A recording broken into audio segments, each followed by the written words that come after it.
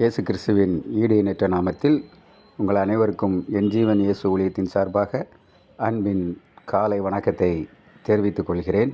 இந்த நாளிலும் இன்றைய தேவ சத்தமாக எடுத்துக்கொண்ட வேத பகுதி சங்கீதம் 63:8.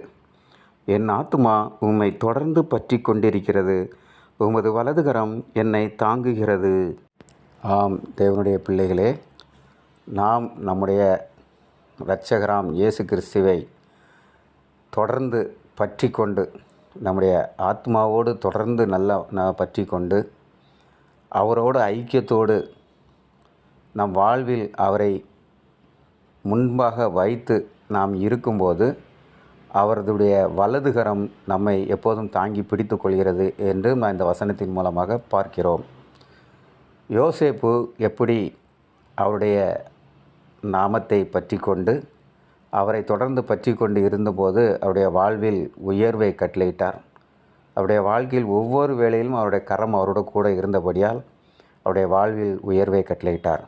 யோபுவோட வாழ்க்கையில் பார்த்தாலும் அவரும் ஆண்டவரை பற்றி கொண்டு இருந்ததால் அவருக்கு அநேக பாடுகள் வேதனைகள் வந்தாலும் அவரை பற்றி கொண்டு உறுதியாக பற்றி கொண்டு இருந்தபடியால் அவர் இரட்டத்தனையாக ஆசீர்வாதத்தை பெற்றுக்கொண்டார்.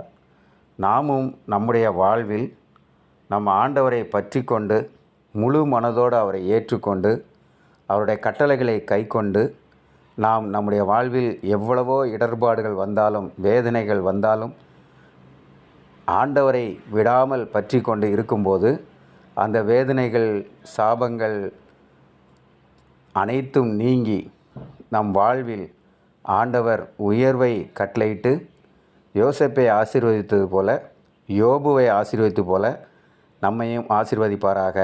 ஆமேன், ஆமேன்.